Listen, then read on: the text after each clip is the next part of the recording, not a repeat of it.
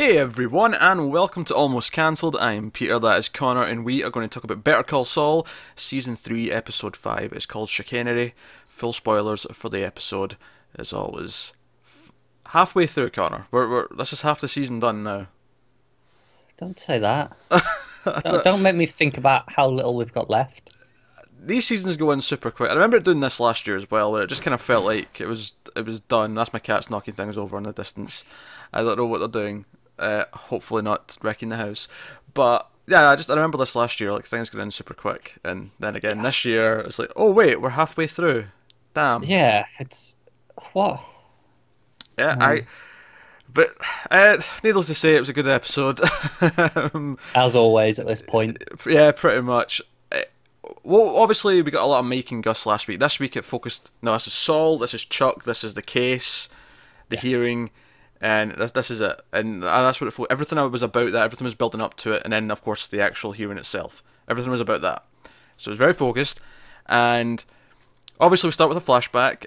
Once again, we see Rebecca, who we've not seen in a while. In fact, I think we've only really seen her the one time. That one episode that gave us that other flashback that introduced her, and we got to see her have dinner with Jimmy and Chuck. Yeah. But this was post breakup. This was, even now, it didn't really quite answer why they split up. I mean, I guess it's hinted that she wanted to do this career. She wanted to go travelling with, or I think it was her book. I think she was doing book tour. I don't know. Yeah. I might be having what she's actually doing mixed up. But, so maybe that was why. But I think the why is not maybe, at least right now, not necessarily important.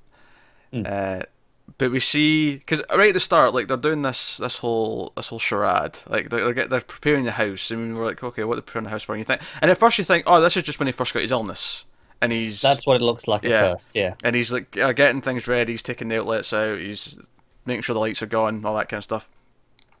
But then Saul has a line that made me sort of sit up a bit. He went, all right, he talks about how like sometimes like the bigger the lie is, the easier it is to fall or something like that, and I'm like, wait a minute, there's a lie. He's helping Chuck pull a fast one on somebody. This is interesting. Yeah, and just for a second you go, is the illness a lie? Yeah, like is the illness and then of course as it goes on you realise, oh no, he wants to hide his illness to his ex-wife, to Rebecca. He's pretending, and it's going all well, and I think obviously just thematically from what's been going on recently, this scene really works because it's another example of Saul helping his brother, like in every way possible. He uses his own smarts to help him because here he needs help to deceive someone, and Who'd you Saul, go to? yeah, Saul's man number one for that. And then what I loved as well is it played the whole thing like a horror movie for Chuck. When so Rebecca's phone rings. They're having a nice dinner. They're talking, they're reminiscing about old times. And Rebecca's phone rings, and what I just love the way this was shot, because the blue glow of the phone was so pronounced in this, because everything was all warm and soft, because it was all candlelit and gas lanterns. Everything had a very warm orange look to it, and then this just harsh blue light off the phone on her face. It stands out so much. It really does. And then as she walks, she's just casually having she's not knowing anything's going on. She's casually having a conversation, but she's walking over towards Chuck, and the strings are going like a horror movie, and Chuck's like, and we get a few shots from his perspective, where everything's kind of like fuzzy and double vision and stuff like that. Yeah, double vision. I sort of deteriorate, kind of thing where it's shimmering almost. And but the whole scene, obviously, he eventually grabs the phone out of her hand and throws it across the room. And Saul's like, I'm going to go tell her. She's going to think you're a dickhead. And he's like, no, you will not tell her. He's adamant he doesn't want her to know. Yeah, because obviously she's on the phone. She keeps coming closer, not realising. She's just following him into the other room. And Jimmy's there going, hey, Rebecca. And she's like, no, shut up, not now. Yeah, he's really trying to go, hey, do you want to come this way? Yeah, I mean, just as simple as, do you want to go to like the study maybe, have some privacy? You can suggest something like that. Chuck overreacts obviously though and throws it across the room, as Chuck is wont to do. Do you know what I loved about this episode though? This episode basically paid off 2.5 seasons of like, because this illness came up, and right from the very start we're like, is this a real thing? Is this something that's actually a thing? And we weren't sure. And then they have scenes with the doctors like, Saul, we can't really diagnose this. It's not really a thing. And the doctor at one point actually tries to talk Saul into putting him into a home, and he turns him down. And that was obviously a big part of like Saul being there for his brother, doing above and beyond for his brother. Yeah, and there's always been times where you notice that he reacts better than others. Like I think as recently as when Saul broke into the house, and and he was sat outside waiting for the police. Yeah. And Chuck comes out to him and talks to him, and he's completely fine because he's in the moment. Yeah. And all because obviously I think the episode does a really good job of like seeing things, because he sees Saul go to the vet that that Mike's been seeing for since season 1, and we have a little debate about the fish and the giving it room to breathe. I'm sure there's a metaphor in there with the fish. Probably. Well, I mean, it was about having space, wasn't it? That it was in too small a space. So yeah. Humans get fat, fish drown in their food, so you can't feed it too much. Yeah. Being trapped in a small environment, and there's yeah. I mean, I guess that's kind of Saul at the minute. He's kind of trapped in the case. Yeah, that's fair. With this show, I assume to look for There's always something, isn't there?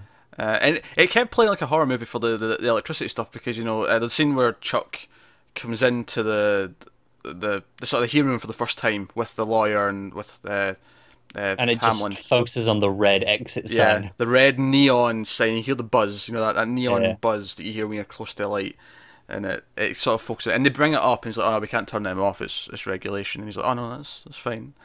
But no, so Saul goes to the vet, and he's like, "Oh, I need a guy who can be very covert, quiet, sleek, get in and out, kind of thing." And okay, I'm assuming he's going to either steal something or plant something on Chuck at this point. And we see the guy do the thing. We see him bump into him in the courthouse. Yeah, it's Huel. Yeah. Although he's on a bit slimmer though. Well, I mean, it's a bit earlier in time. He's no, but I just mean from the perspective of the actor, he's lost some weight. Well, yeah. Yeah, that's pretty cool. Yeah. But yeah, he bumps up and he gives it. And we obviously, as soon as he bumps into him, I'm like, right, okay.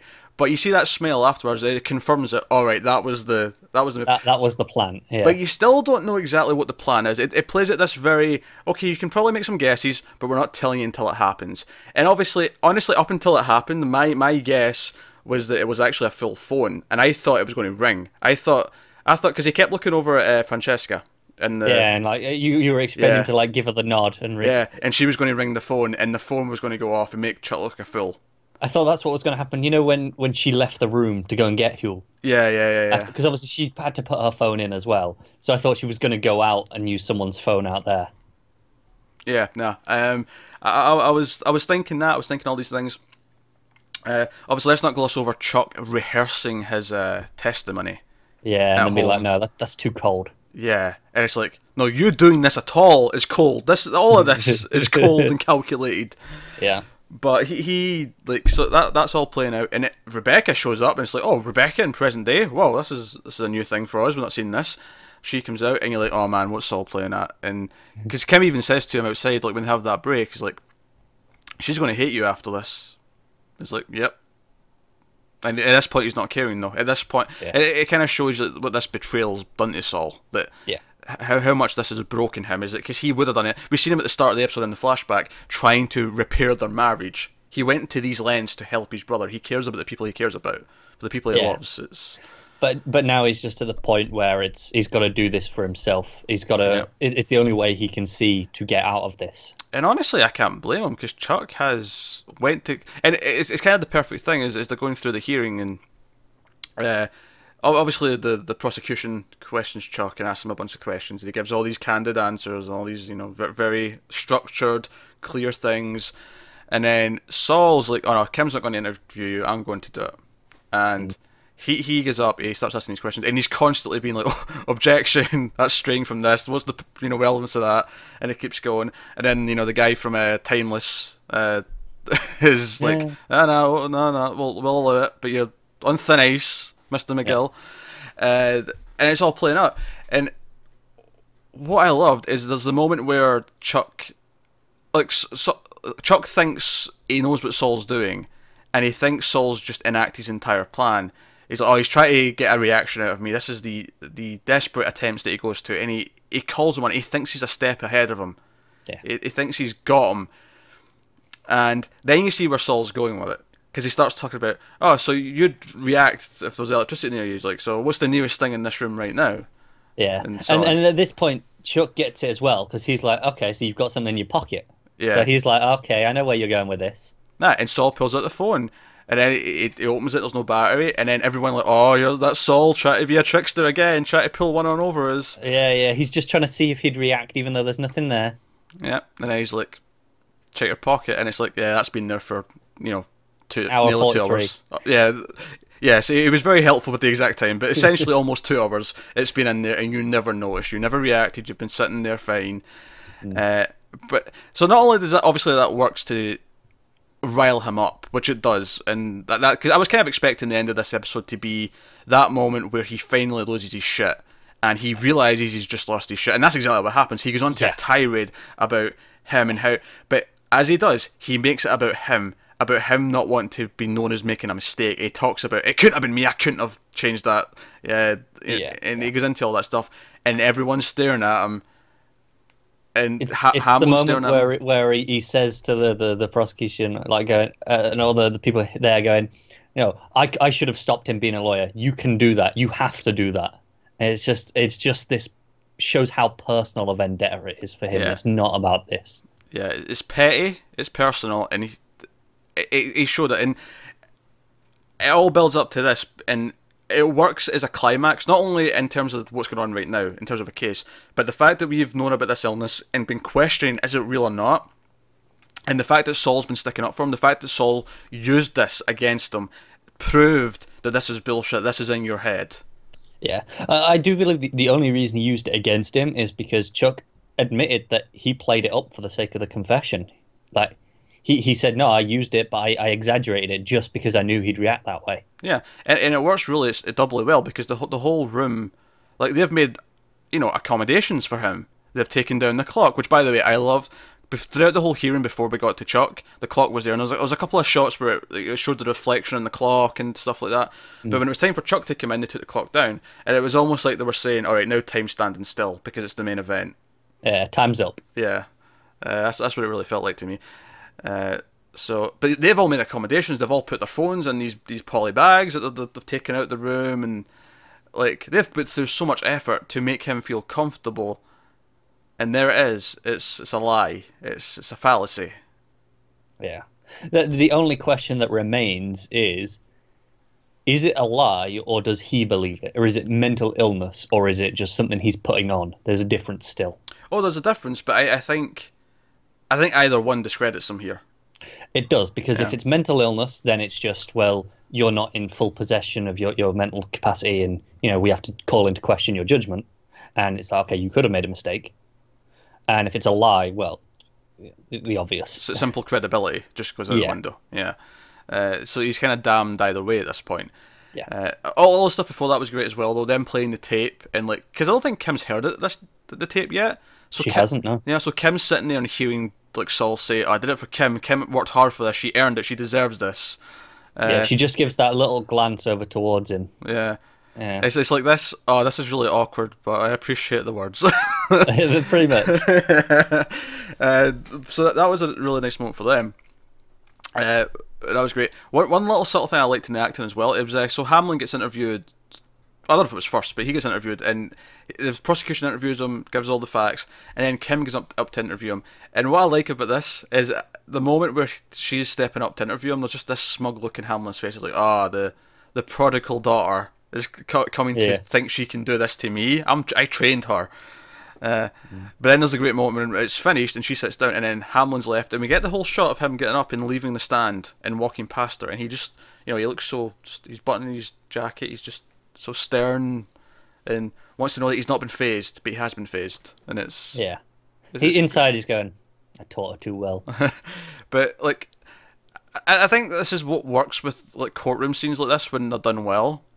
Is if you buy all the characters and you buy the acting, and it is this game of trying to get people to talk about things, you're waiting for that turn.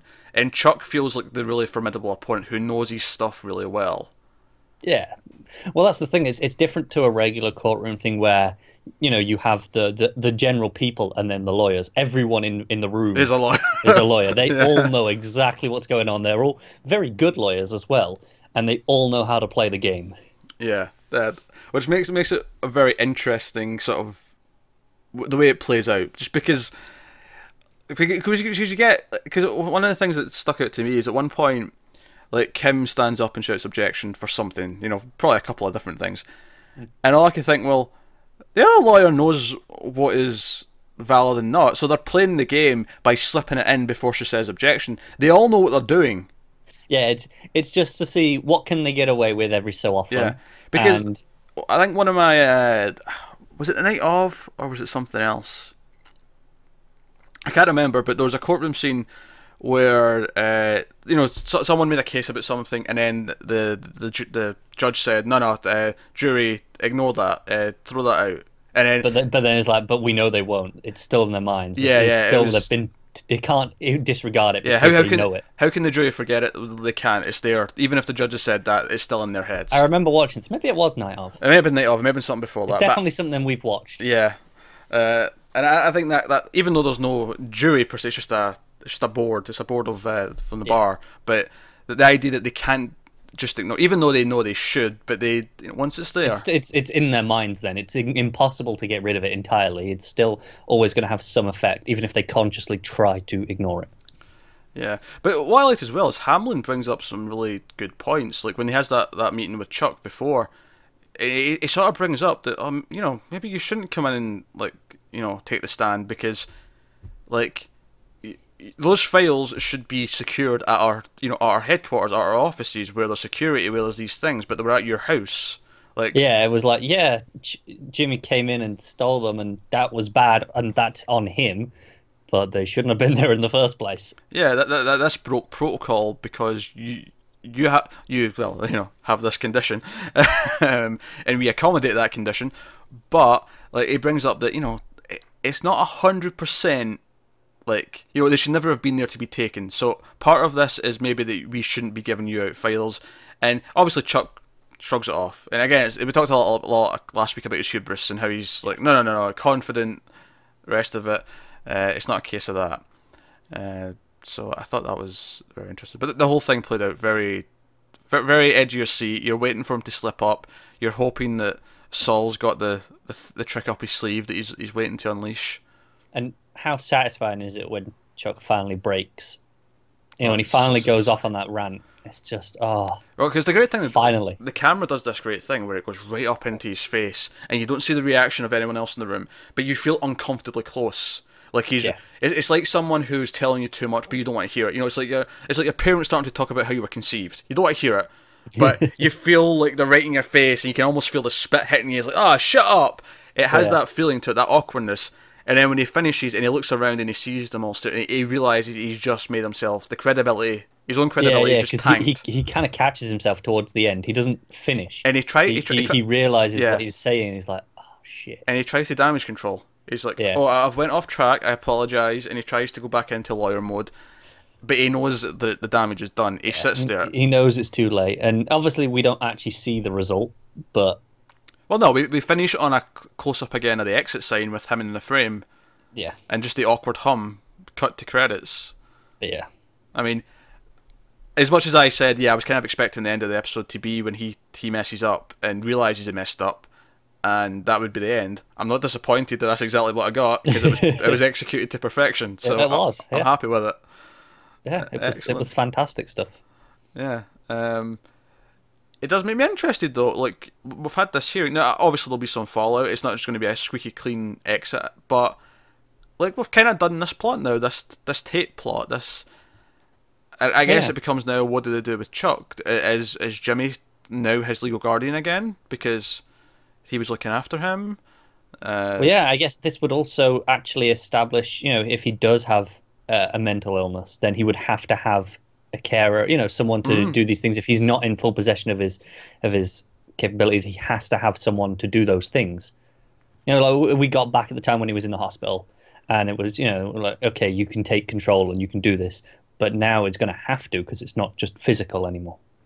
I wonder if we'll see, like, when he first got this condition in a flashback at some point. It feels like the sort of prime thing they might touch upon. Yeah, because I was almost wondering if that's what they were going with at, you know, the start of this one, where it was going like, oh, there, this is very early on, but it's not quite as early as it looked. Yeah. Because I think the whole thing, because they ask, did this happen soon after your divorce? Did your divorce cause it? And he's like, no, our divorce was very amicable, and they're still good friends. But I still think it might have been a divorce, though. Because as much as he's playing strong and he's saying, oh, it didn't affect me, we are still in good terms, and that's true, they are in relatively good terms. Like, he still might not have wanted to have the divorce, he still might have wanted to keep things the way they were. Yeah. And, hey, I'm going to go one step deeper here. Maybe his resentment of Jimmy doing his own thing kind of stems from his marriage, where if they had to eventually split up because she wanted to do her own thing and that involved travelling, and she wasn't just going to be the wife while he was the big shot lawyer, like, you know, that's interfering with his... So maybe Jimmy becoming his carer with this condition kind of locked Jimmy into this position. By him going off and doing his own lawyer thing and being bigger and more successful would mean he's not going to be able to do that. So maybe he's just scared of the person close to him leaving. And if he does, he wants to... Now, obviously, not just that. We definitely have the resentment and the belief that he doesn't belong. Because he brings up the stealing the money from the register again, when, you know, from his parents' store and all that. But I think that maybe ties into it. This whole, you know, the person who's with me and closest to me is leaving to do their own thing. Yeah, it's almost a dependency issue where he gets so accustomed to having this person there and being helping, and then it's the expectation that they should give up their life to help him, basically. Which is, it's very selfish in that sense. Yeah, I think that's... Oh dear. Actually, I love, just to go back to that scene where him and Hamlin talking. Hamlin, you know, brings up the, you know, the valid reasons why maybe, you know, this hurts the reputation of this firm because the documents were at your house. I liked it when Chuck sort of leaves and he's like, oh no, it's fine, it's gone. And we'll actually linger on a shot of Hamlin just standing in the room by himself. And obviously the lights are all turned off. There's just this sunlight hitting him. He's just basically, Chuck's just left him standing in the dark. Literally left him standing in the dark. Like, he doesn't care about Hamlin or the firm. And right now, I mean, I'm not saying he's never cared about the firm, because obviously he does. But I think right now, no, this is purely personal. This is not about... Yeah, this whole thing with Jimmy has blinded him to anything else. He can't... It's literally an obsession. Yeah. He can't think about anything but it. He's ignoring everything else, everything that he would normally care about. And Hamlin's just brought up a very valid point, which, you know, I could see as well. I could completely understand where Hamlin was coming from. It's a very valid point. Whereas instead, Chuck looks at it going, are you betraying me almost? It's like, are you really doing this now? You're worried about the firm instead of this. Yeah. Because he thinks everyone should have this same view that he does of this obsession. Oh, that reminds me, the moment that Kim really got Hamlin. Because she was bringing up how, we didn't want to hire Jimmy out of nepotism. You know, fear of nepotism. We thought it would create bad morale. And she's like, wait, there's two Hamlins in the name. Who was the other Hamlin? It's like, my father. Yeah. He knows exactly where she's going with it, but he has to answer it. Yeah. He's like, damn it, I shouldn't have said that. Yeah, but that was pretty funny. But no, solid episode. Everything was very focused. It did so much. Well, I wouldn't even say it did so much. I mean, it did a lot for the characters, but it culminated so much for the characters, I think, is more the point. Yeah, this felt like this could have been the end of a season instead of the middle. It does. It almost feels like the first 2.5 seasons were one long season, one long continuous story. And that's not to say that it'll feel like we're having a fresh start next episode. I'm sure things will nicely carry on. Yeah, it's obviously going to play out from this, but there's got to be a new plot to go forward with Chuck. It can't be this tape, this case, this disbarment, you know.